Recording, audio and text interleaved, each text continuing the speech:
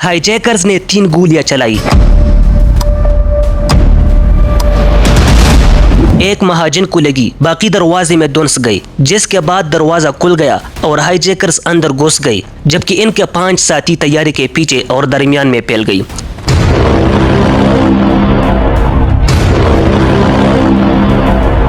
तीन लोग clean shave थे और इनमें सबसे कम उम्र लड़का शायद 15 साल से भी कम का लग रहा था। जब हाईजैकर्स ने कुलदीप कौर को धमकी दी तो उन्होंने खुद को सिख बता दिया, जिस पर हमलावर ने उन्हें बहन कहकर इनके पाँव छुए और इनसे माफी मांगी। शाम 5:07 पर इंडिया भर में रेड अलर्ट जारी हुआ। इतला दी गई कि तैयारा हाईजैकर्स के कब्जे में है।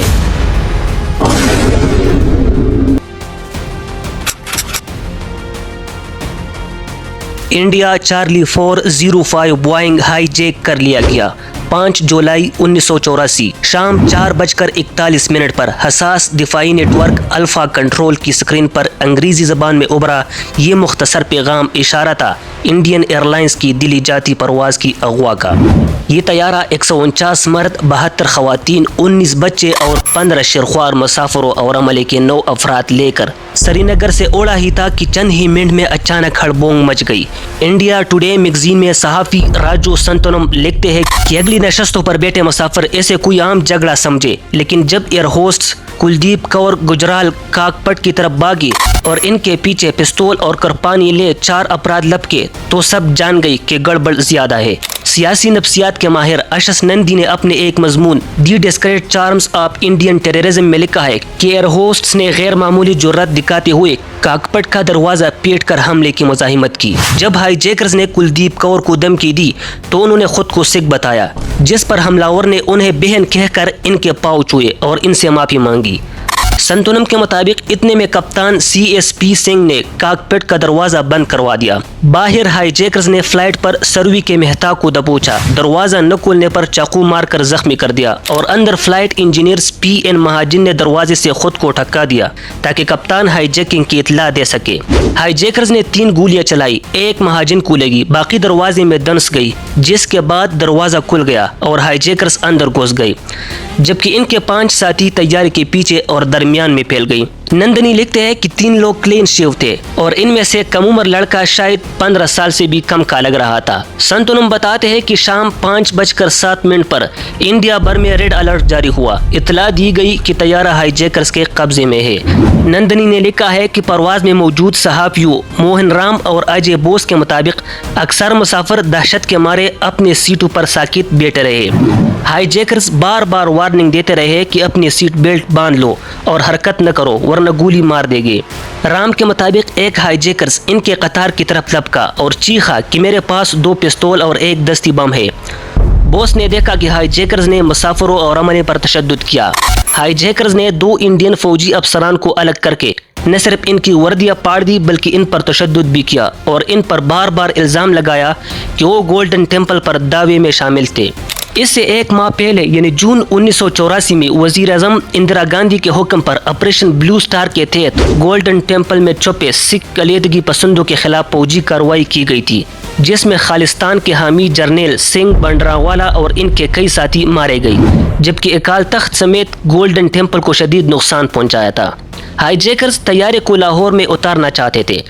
इब्तिदा में पाकिस्तान ने तैयारे को लाहौर एयरपोर्ट पर उतरने की इजाज़त देने से इनकार कर दिया और रनवे ब्लॉक कर दिया। जहाज को दर्जन बार एयरपोर्ट के गिर्द चक्कर लगाना पड़े। आखिरकार जब ईंधन खतरनाक हद तक कम हो गया और अगवाकारों ने तैयारे को बम से उड़ाने की धमकी दी तो लैंडिंग की इजाज़त मिली।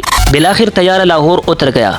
संतुनम लिखते हैं कि बंदूक के तैयारी की तरफ तनी हुई थी और कमांडोज रनवे के आसपास झाड़ियों में मोर्चे संभाले बैठे थे। इसके जवाब में हाईजैकर्स ने मजीद हथियार इकट्ठे किए, यानी आग बजाने वाले 2 आले और 1 लैंडिंग गियर सेफ्टी पन।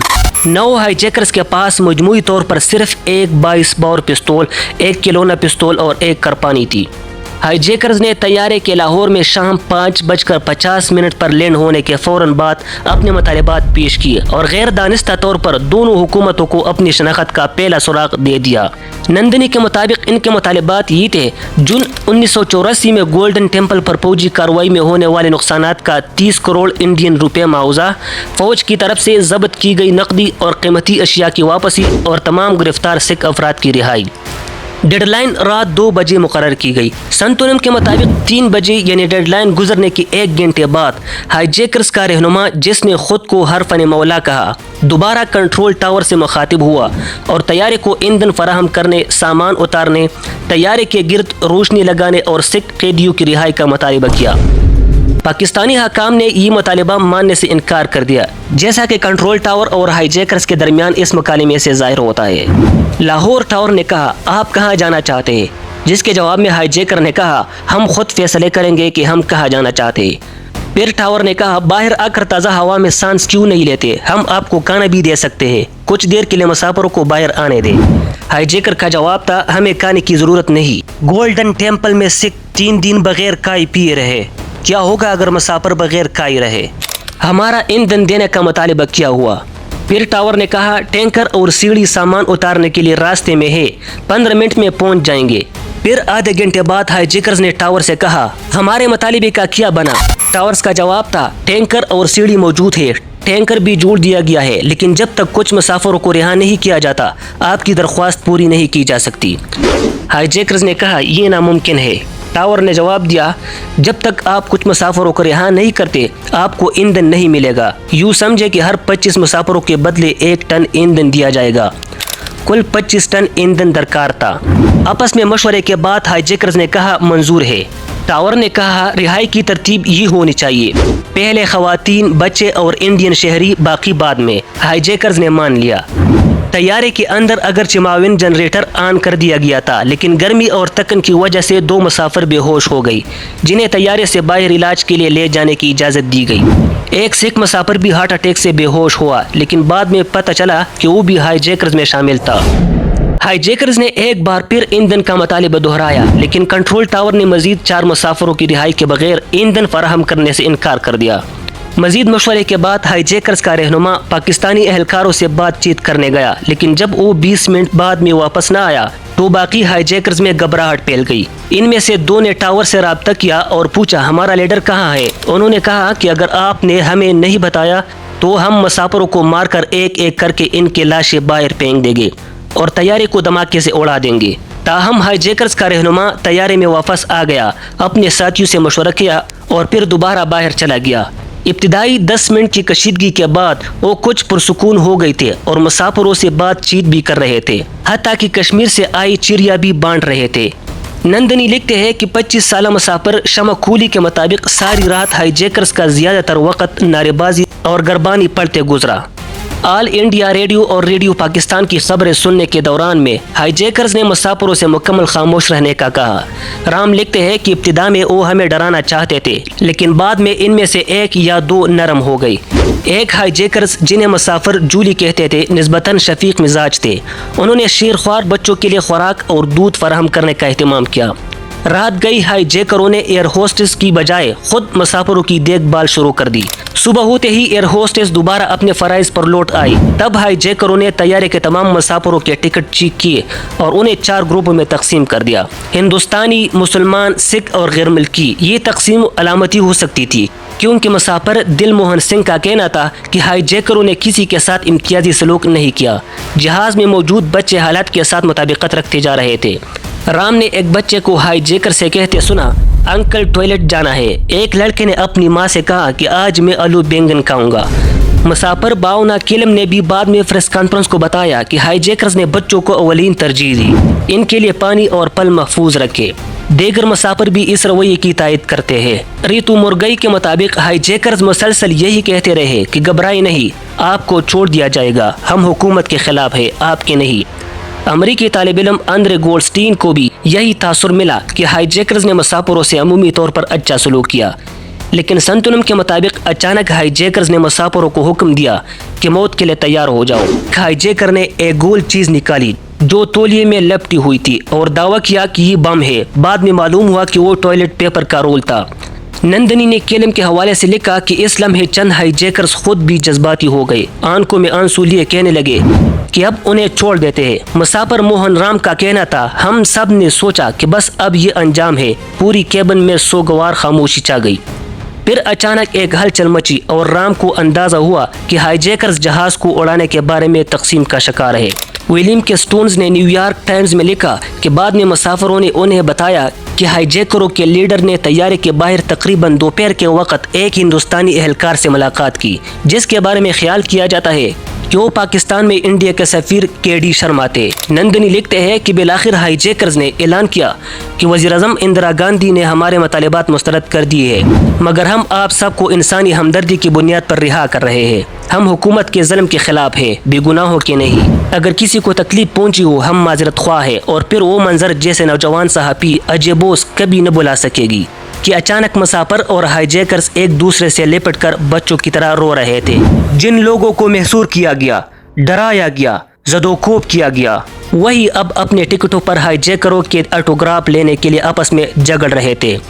ایک 15 سالہ ہائی جیکر فرش پر بیٹھا رونے لگا جیسے اس کے اندر سارا بوجھ پھٹ پڑا ہو۔ ایک ہائی جیکر نے جہاز کے ہر فرد سے فردن ہاتھ ملایا۔ امریکی خبر رساں ادارے UPIA کے نامہ نگار نثار عثمانی نے لاہور سے لکھا کہ پاکستانی حکام کے مطابق ہائی جیکرز نے لاہور میں بلا شرط ہتھیار ڈالے اور تمام یرغمالیوں کو رہا کر دیا۔ 22 گھنٹے طویل اس ہائی جیکنگ ڈرامے کا اختتام ہوا، جس دوران کئی بار طیارہ بم سے اڑانے کی دھمکیاں دی گئی۔ رہائی کے بعد تمام مسافروں کو پاکستان ایئر لائنز KDC-10 طیارے کے ذریعے دلی واپس پہنچایا گیا۔ ایسوسیٹڈ پریس کے رپورٹر سٹیفن ویلسن بھی اس طیارے میں سوار تھے۔ ریڈیو پاکستان پر نشر ہونے والے ایک انٹرویو میں ہائی جیکرز کے رہنما پرمندر سنگھ نے کہا کہ ہمارے پاس اسلحہ اور گولہ بارود موجود تھا اور ہم طیارہ اڑا سکتے تھے، لیکن ہم بے گناہوں کے خلاف جنگ نہیں لڑ رہے تھے، اس لیے ایسا نہیں کیا۔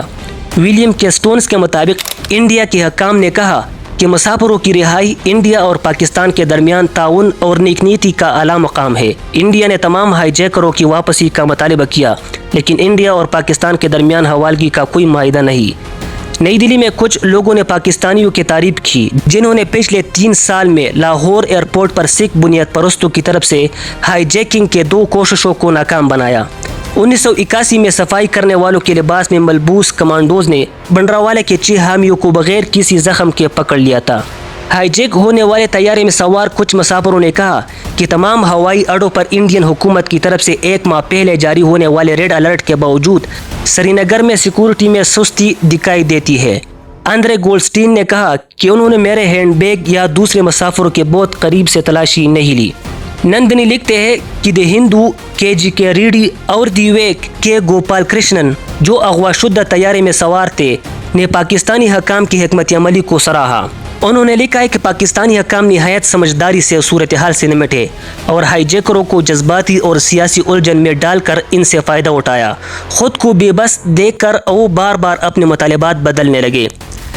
نندنی کے مطابق تاہم ہائی جیکنگ کے خاتمے کے فوراً بعد انڈین پریس نے اس واقعے کو ایک تربیت یافتہ مسلح اور شفاق گروہ کی کارروائی کے طور پر پیش کرنا شروع کر دیا۔ صرف دی اسٹیٹس مین وہ واحد اخبار تھا جس نے ایک مختلف زاویہ اپنایا۔ اس نے اس تضاد کی طرف بھی اشارہ کیا کہ جن ہائی جیکرز کو تربیت یافتہ کمانڈوز قرار دیا جا رہا تھا ان کے رویے اور حرکات سے کہیں زیادہ اناڑی پن جھلک رہا تھا۔ سنتونم نے لکھا ہے کہ انڈیا کے انٹیلیجنس حلقوں میں یہ رائے بھی پائی جاتی ہے کہ ہائی جیکرز زیادہ تر اناڑی تھے۔ ان کا اچانک ہتھیار ڈالنا اور کسی واضح منزل کا تعین نہ ہونا اس کی واضح دلیل تھی۔